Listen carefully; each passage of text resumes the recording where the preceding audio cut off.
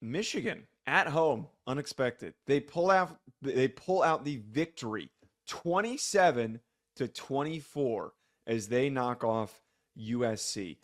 This is unexpected because a lot of people, including us, actually, no, we didn't. I made the pick on this show. Rufino and Joe show, we also said that we thought that USC was going to roll them. One would have thought that the way Michigan played against Texas, that they were not going to be able to keep up with them. And I got to admit, when USC took the lead and I got up to do my Notre Dame stream for Bleacher Report after the Miami of Ohio game, I thought the game was over. I had my phone propped up while I was doing it, and I peered over and I looked down and I said to myself, how the hell did Michigan get back up? I thought that the game was over because they were going to need to muster some sort of a splash play. And it turns out it doesn't need to be through the air. 7 for 12 for 32 yards is Alex Orji's final stat line, which is one of the ugliest passing stat lines that we're ever going to see in the year of 2024. Now, he's got multiple games more to start this season. I guess it's the year 1930 and we're just running the single wing down everybody's throats. This is one of the craziest things that I saw and witnessed today. And it all comes down to USC. We said it after the LSU game. Maybe we were wrong that they weren't physical enough for the Big Ten. I take back that statement. They clearly are not physical enough for the Big Ten because their offensive line got their asses kicked. Their defensive line got pushed around and ran all over for the tune of 290 rushing yards. I can't believe that this happened in this year of 2024.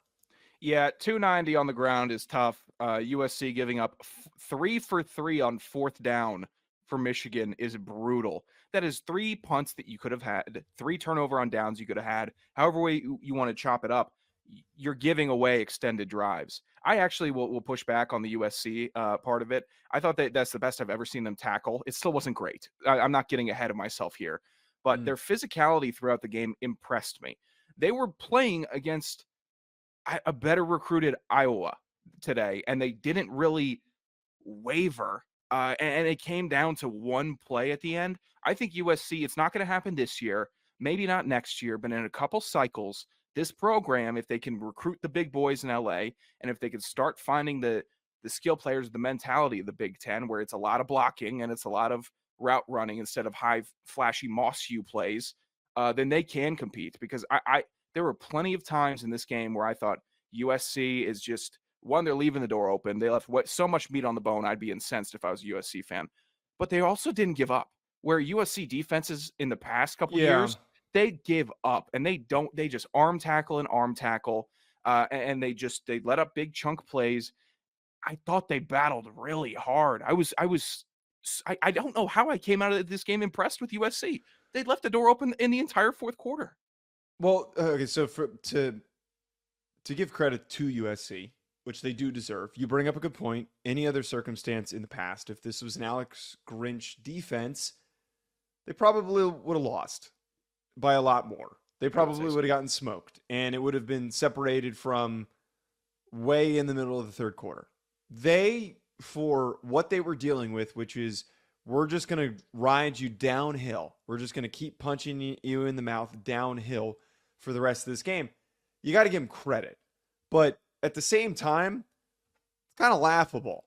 Like, it really is kind of laughable that you knew that they were doing one thing and you couldn't step up and stop them. They didn't run anything that was really that diverse in terms of just rushing scheme. 12 passing attempts paints the picture that they didn't even attempt any deep throws. They didn't even, in any situation that it was like third and medium, third and long, they ran the football because they were just going to say, let's just punt and see what happens. This is one of the most bonkers game plans that we've ever seen. Like, I don't think we're ever going to see anything like this, and they're going to probably do this the rest of the season. No team can ever try to do this. Nobody has a quarterback big and just powerful as Alex Orji, and then 2 running backs like Mullings and Edwards that can do what they did. I can't even really fully wrap my head around it. How, again, it is the year 2024, and that was the result produced. I have to also bring up here, Sean, my point stands on Miller Moss. I think he's fine. I don't think he deserves to be in some upper category that some people characterized him as.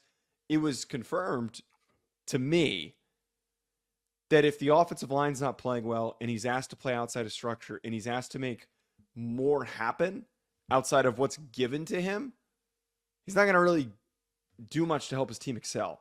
He didn't really impress me in this game. He had some nice throws, but didn't impress me. He should have, you're playing against Will Johnson, who takes away half the field every time. But when Will Johnson left the game with injury, I think he was going to the x-ray room or something. I should have followed up and seen, but that's when you take advantage as with the passing offense. That's when you start to strike, is if the best player in the country, in my opinion, Will Johnson, is out of the game, who's replacing him? I am targeting you out wide. Yeah, you got the spotlight on you now. I'm going after you every passing play until the safety comes over to help because he knows you're getting burned, and now we have the offense rolling. It felt like it was arrogant for USC to not really put the pressure on through the air in the second half. And you know what? They're leading back at 100 yards. That's great. I like that USC is not like completely abandoning the run, but it felt like low situational awareness to not really try to spread it out and work the ball upfield vertically in the pass game. That's when you do it. And the USC defense in this game, when you know it's one-dimensional, go cover zero. Just go man on whoever's a passing target. Everyone else, find a gap and fit it. Do it, because you're going to have the advantage. And then if not, guess what? They're going to have to go into 12 personnel, and you're going to be in an even better situation against them. It did not feel like an adaptive team in the second half for USC, where maybe they improve on that. Maybe they start seeing who can do what throughout a game. It's only week 4, but this is also a bit of nut cutting time. It's week 4, especially when Michigan is playing for respect like they were today. They got beat down by Texas. That hasn't happened to Michigan in a while. And now what happened? New coach, new year, early in the year. You have to play for respect against those big teams that are going to come to you. And they did today. That's what it was. It was a boxing match. One boxer wanted it just a bit more. And USC was the boxer that lost.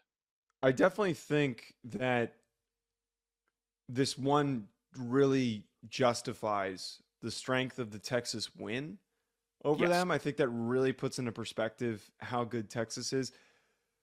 If we were to look to these teams going forward, I have no idea what Michigan is. Like, I'm going to be just so blunt about that. And I don't think anyone who tries to pretend that they know what Michigan is for the rest of the season, they're bullshitting you. They're lying to you. Nobody can tell what the hell is going to happen with this team with the way that they're playing, because there are going to be good teams that figure out how to slow down Orji in the rushing attack. There are going to be, but there's not many that are physical enough up front to apparently just outduel the out-muscling that they try to do. USC's case, though, I'm a little bit cooled on them after the LSU win. Some remaining games on their schedule to pay attention to. They've got Penn State on October 12th. They have Rutgers on October 25th, who is running the ball very well. That's not a joke. That's not me doing my Rutgers bit and all that shit. They ran the ball really well against Virginia Tech today. Then that is a notable game to pay attention to. They did good today. Nebraska on the 16th, who runs the ball very, very well. And then Notre Dame on the 30th, who's going to try and run the ball all over them. I saw somebody tweeted that Marcus Freeman's probably all geeked up seeing that all that Orji had to do was throw for 7 completions on 32 passing yards, and that's all they need from Ryan Leonard, apparently. Well, Orji didn't also fumble on his biggest run of the day and cough it right back up to the other team. Thanks for that.